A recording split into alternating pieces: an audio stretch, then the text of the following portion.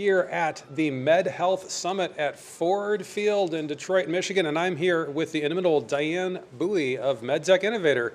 Thanks for being here, Diane. Hello, excited to be here. I have to throw Diane under this bus, which is, I think of all the people that I know in our ecosystem, you introduced me to at least half of them.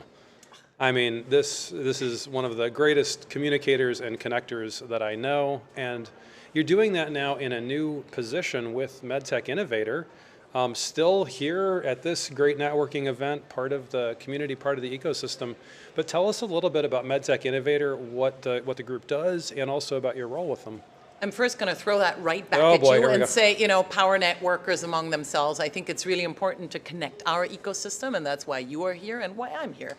But let me tell you about MedTech Innovator. I am 6 months into the job, so I'm still pretty new. I'm still drinking from the fire hose. MedTech Innovator is the largest accelerator in MedTech in the world, which is quite impressive. As I said, I'm still enamored. I'm new. And really, they've been around for 10 years. We just celebrated our 10th anniversary. And that means lots of products in market, which in medtech is not trivial. Yeah. So 190 products in market, about $6 billion in follow-on funding. Wow.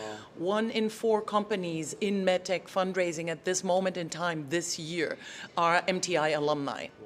So really a force to be reckoned with in the industry.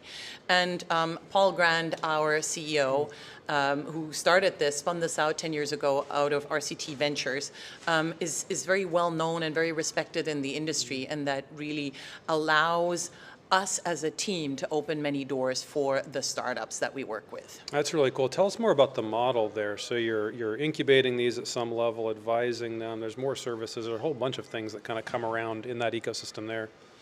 What I personally really appreciate about the model is that we work very closely with a set of really top name brand recognizable strategic partners. So the Johnson & Johnsons and Becton Dickinsons and Olympuses of the world that are deeply involved in recruiting the startups. So because we've been very successful, we get a lot of applications. We get about 1,200 applications per year, and we only have slots for 50 companies. And our partners get deeply involved in the selection process of these companies, and they also get deeply involved in the mentoring of these companies. And it is that mentorship, I think, that money doesn't buy you.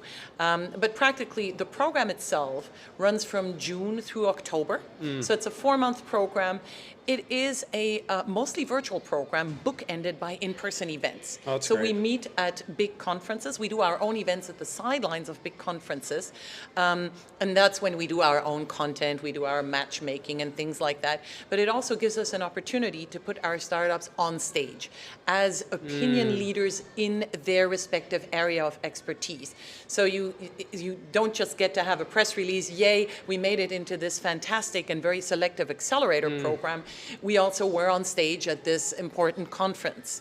So if I had to summarize it, I would say the value proposition is A, 10 years worth of network of alumni, B, really great strategic partnerships, and C, great relationships with conferences that get you in the spotlight. In the spotlight, and if you've already got those strategic relationships with potential exit companies, I mean, not everyone's going to go there, but nevertheless, you've got those mentoring there, then you sort of know that where you are is a thought-leading place, so that when you go to those conferences, you're in a position to really shine. That's really cool. And you guys are doing, thanks for appearing here as well, you guys are doing webinars.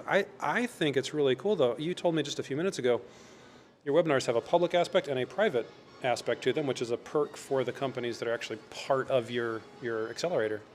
Absolutely. So during the 4 month of the program, we do weekly webinars with thought leaders just around the topics that every medtech startup should at some point encounter, be that reimbursement, be that regulatory, be that be that partnering with VCs or with corporate venture capital, different things that everyone at some point will encounter.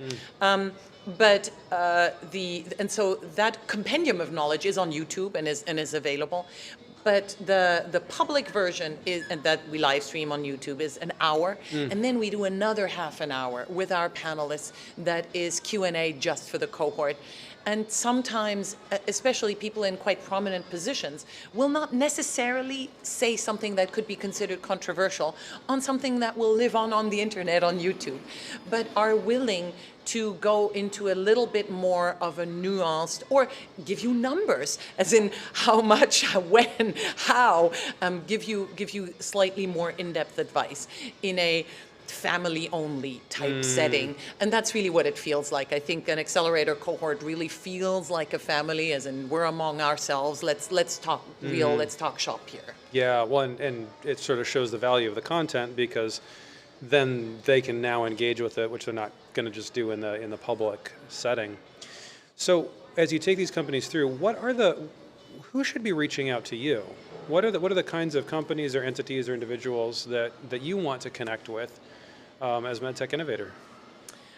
I would say any startup in MedTech, which I would define largely as medical devices and healthcare IT.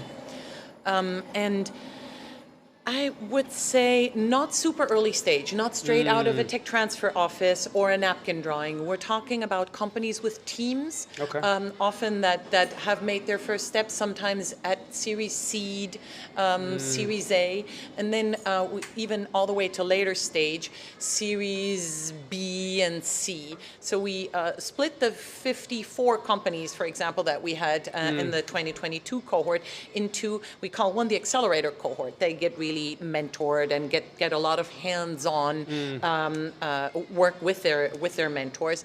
And the showcase companies, those are later stage, really raising that Series B or C, sometimes in market in Europe or in Israel, for example, or in Canada, and really looking to get into the US market by way of getting on stage, getting noticed that way, and the opportunity to connect with some strategics. Very cool. So not the very earliest stages, but you're still taking seed stage. Absolutely. Companies. So early, but not earliest. Yeah, that makes sense. And in case of doubt, apply, because what I usually tell people, just like your resume is supposed to get you an interview, not necessarily immediately the job, so does the application ideally get you to a live pitching event. And we invite about 200 startups to one of our live pitching events, where we invite about 60 of our judges from our partners. And so the people you meet at the live pitching event, should you get invited, sometimes that event in and of itself, even if you don't end up part of the cohort, can be really helpful. Yeah, we've heard from so many that just getting in front of people who are going to evaluate it, it's like, wow, that was one of the first major steps for me to be able to go through that. What's coming up in the coming months? What's next up on deck? 2 weeks from now, a lot of people are going to health. We're going to MedTech strategists. They're unfortunately at the same time. If I could split myself, I would, but I'm not going to. We'll have the finals of our value competition at MedTech strategists in San Francisco. So that's where we're going to be next. It's always an opportunity to also connect with the ecosystem, right? It's not just our startups, it's everybody else. And then most likely we'll have a reception at JP Morgan in January. Awesome. And then we're planning our events for those pitching sessions where we invite between 20 and 50 companies to meet some of our judges in person. That's awesome. Well, it sounds like you guys are doing all sorts of amazing things, and I'm thankful that you're here today. Just a word about the event we've just seen today. MedHealth Summit has been amazing for the last couple of years. In my personal event calendar, I put it on the calendar as soon as the date is known, and I show up because really, when you look around, the people in this room are truly the biomedical ecosystem in our state and in Southern Ontario. And that's a force to be reckoned with, but it's also something that we as an ecosystem are still trying to grow. And so the connections, I can catch up with 50 people in one go, which otherwise would take 50 individual Zoom meetings. So running into you here, running into everybody else here, that's why I come here. Yeah, well, and the fact that you're here means that all those other people got to run into like 50 other people, because that's who Diane Bouis is. She connects people. So thankful to have you here. So good to see you again in person, and all the best. We can't wait to hear about the next steps from MedTech Innovator. Thank you very much. Great to be with you.